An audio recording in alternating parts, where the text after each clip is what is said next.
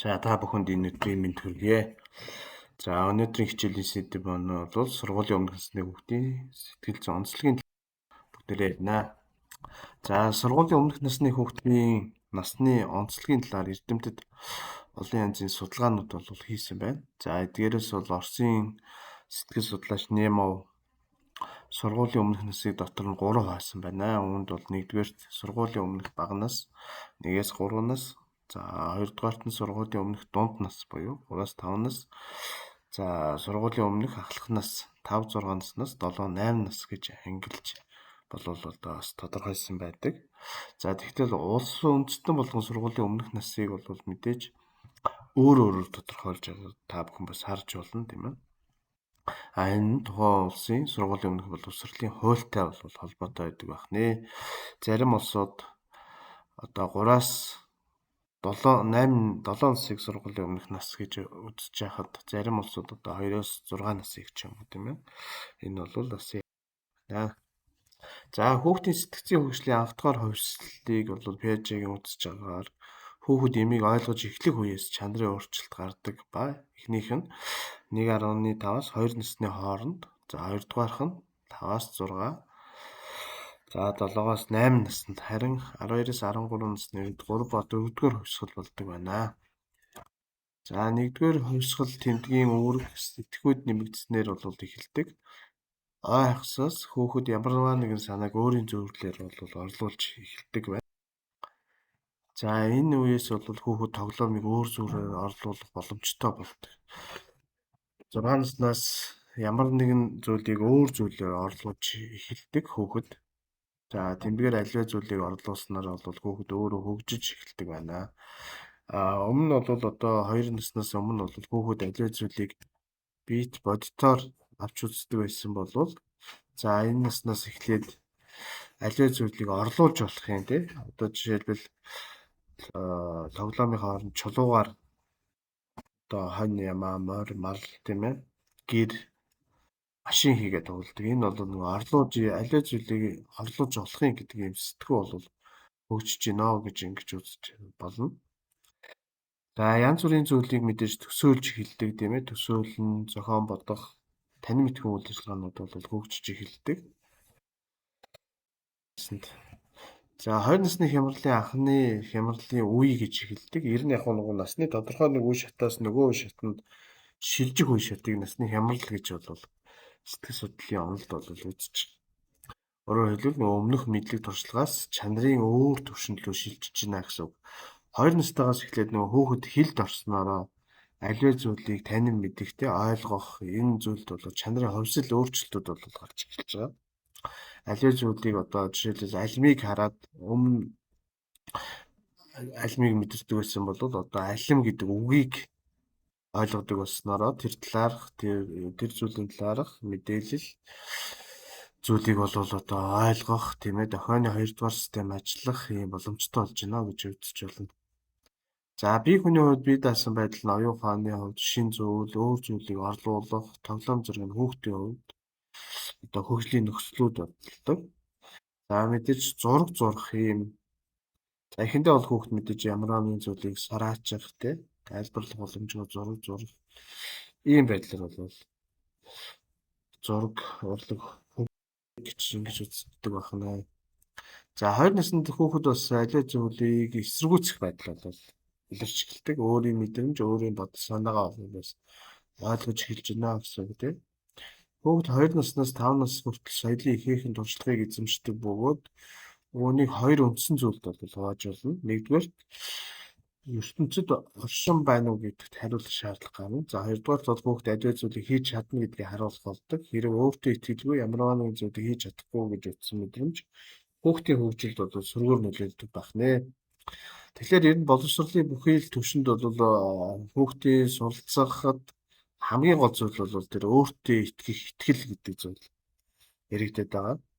За сэтгэл судлалын ихэнх онолыг аваад үзэх юм бол ер нь хүүхдийн өөртөө итгэх, үл итгэх мэдрэмж бол одоо сургуулийн өмнөх наснд за тэр байтугай одоо нэгээс Эриксон бол 1-ээс 2 наснд ч юм уу тийм.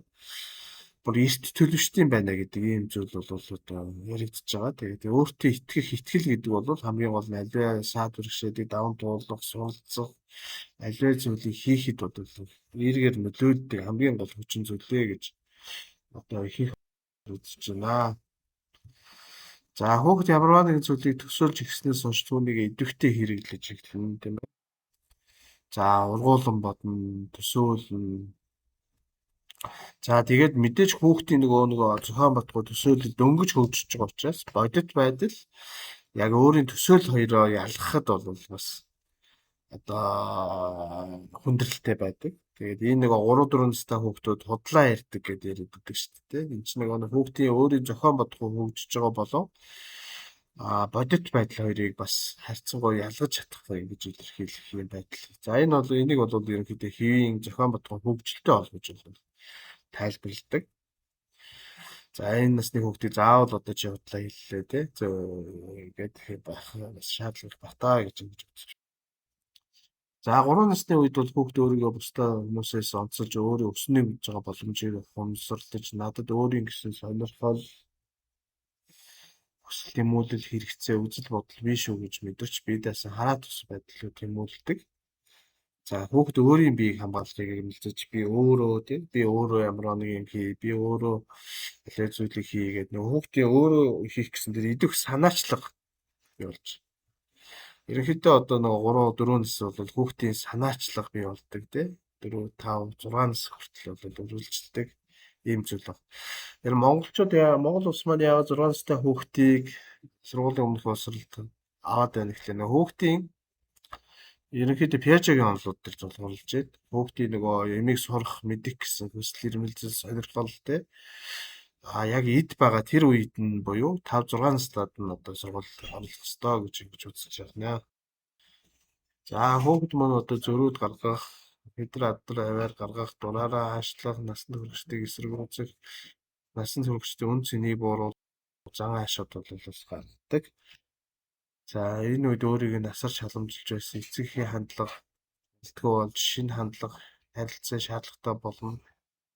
За энэсний хувьд бид санаачлагын хүчтэй илэрхийлнэ. Юм бүрийг өөрөө хийх орлогын томчуудын үйл төлөвлөгөөнийг даган дураах байдлаар ажиглагдана.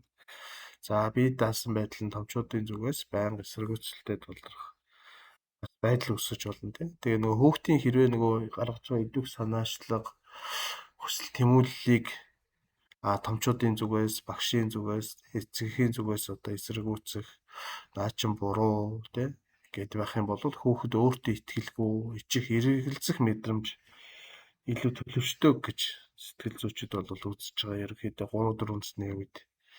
За тэгэхээр энэ үед хүүхдийг харьцангуй өөрийнхөө дэмжих ийм боловсролын систем болвол одоо Япон, Солонгос тийм ээ, Финлянд одоо боловсрлоор тэргүүлдэг бүхий л газар бол анхаарч байна. За тэгээ хүүхдийн зонхлох үйл ажиллагаа гэдэг ойлголт байдаг тийм ээ. За сургуулийн өмнөх наснд бол хүүхэд тоглоомор тоглодог. Ерөнхийдөө тоглох явцдаа.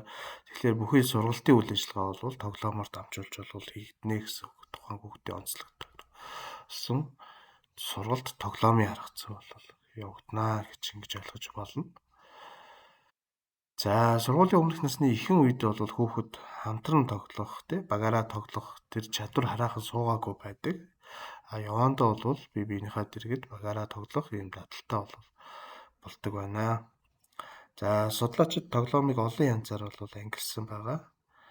За одоо Оросын сэтгэл зүйчид бол ерөнхийд нь 4 ангилж байгаа. Найруулгын тоглоом, тодорхой дүрийн тоглоом, үйл явдал дүрийн тоглоом, дүрмээр тоглох тоглоом гэж. За эхний хоёрыг бол хүүхэд ганцаараа ч юм уу ингээд тоглох боломжтой бол 2 3 4-р тоглоомд хүүхэд бүлэг хамт олонны шинжийг илэрхийлнэ, багаараа тоглож чадна сэдвт тоглоом руу шилжин одоо гэр бүл гэдэг ч юм уу, дэлгүүр гэдэг ч юм уу. За найруулгын тоглоом бол бодис зүйлийг өөр зүйлд шилжүүлэн тоглох тоглоом бол дүрийн тоглоом нь ямар нэгэн зүйлийг шилжүүлэн дүр тоглох үйл явдлыг хэлдэг. За үйл явдал дүрийн тоглоомд хэд хэдэн хүүхэд хамтарч тоглодог бөгөөд тоглоомын сэдэв нөө урмаа тоглох тоглоом нь илүү босронгуй бол бөгөөд баримталдаг байх нь. За энэ насны хүүхдийн танин мэдхийн процессын хувьд хэлээрээ сэтгхүү одоо нөгөө гаднаас мэдээлэл хүлээж авдаг тэр өөрөө ойлгодог тэр зүйлийг бол танин мэдхийн процессууд гэдэг байна тийм. За хэлээрээ сэтгхүү өөрийн ач холбогдол нэмэгдэнэ хэлээрээ хөгжүүлэх тийм тусгай хичээлүүд мэдээж орох ёстой. Сэтгхүүн үеийн шинжээс дүрийн буюу бодит дүрийн сэтгхүүд хөгждөг. Сэтгхүүн юмыг бодитоор төсөөлөх байдал руу шилжигнэ. 3 нар 4 настай хүүхд. За энэ хөгжилд бол мэдээж хэлээрээ чухал нөлөөтэй. Хэлээрээ нь харилцааны болон сэтгхүүн хэрэглүүр болж хөгжинэ. За хүүхдийн хараас усгал өндөрлөх хамтлах тийм хүртгүй анхаарал ой тогтоолт нь зориудын биш байснаа зориудын шинжилгээ бол бага зэрэг хөгжиж эхэлнэ. Гэхдээ ерөнхийдөө л хүүхэд бол өөрийнхөө сонирхлыг татсан тийм өөрийгөө удирдах байдал харьцангуй багтаа ийм анхаарал ой тогтоолт бол хөгждөг гэдгийг ойлгох ёстой. За ой тогтоолтын хувьд бол механик олон дахинд автах байдлаар нэмийг тогтоох ийм бол за хүүхдийн сэтгцийн хөгжлийн автгаар хувьслыг бол Пиажегийн үзэж байгаагаар хүүхэд ямиг ойлгож эхлэх үеэс чанарын өөрчлөлт гардаг ба эхнийх нь 1.5-аас 2 насны хооронд, за хоёрдугаарх нь 5-аас 6, за 7-аас 8 наснд, харин 12-аас 13 насны үед 3 ба 4-р хувьсгал болдог байна. За 1-р хувьсгал яригддаг байна. Би хүний шинжийг өөрийнхөө биш өрөөл бусдын шинжүүдийг үнэлэн дүгнэж байдаг. Аажимдаа өрөөл бусдын дүгнэлтээс за өөрийн дүгнэлт бол хөгжиж эхэлдэг.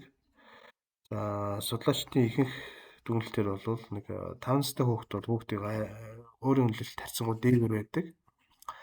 Тэгээ хүүхэд болохоос мэдээж хамаарна тий. За 6 настай хүүхэд бол харьцангуй дээгүүр, 7 настай хүүхэд харьцангуй юмыг бодитоогоор одоо харж тий төсөөлж боддог гэж ингэж үзэж болно. 4-5 настай хүүхдүүд бол юмыг харьцангуй хийсвэр тийм ээ. Одоо жишээ хүүхд хамгааллын үүднээс бол тухайн хүүхдүүдийг маш сайн анзаарч харж авахгүй бол хүүхдүүд бол илүү их дээгүүр үнэлгээтэй байдаг. Одоо жишээлбэл хүн алж явцсан өмсөд нис чадна ч гэдэг юм уу тийм иймэрхүү бодол санаатай байдаг. Тэгээ цонхоор өсрөх барих тохиолдлууд бас нэлээд дэлхийн нийтэд бол бас гардаг учраас энэ хүүхэлдээ кино үзэж байгаа зүйл энтэй холбоотой бас ямар хамгаалтууд байх вэ гэдгийг анхаарах хэрэгтэй байдаг. За энэ насанд бол мэдээж хүүхдүүд сонио уч ертөнцийг таних мэдэх гэсэн хүсэл тэмүүлэлтэй байна. 4-5 нас бол яагаад гэсэн асуулт байдаг тийм яагаад нар манддаг хүүхэд яагаад төр дараах ном зөөнүүдийг бол ашиглаад тэгээд лекцэд имжиглээд явж байгаараа анхаарал тавьсан байдал.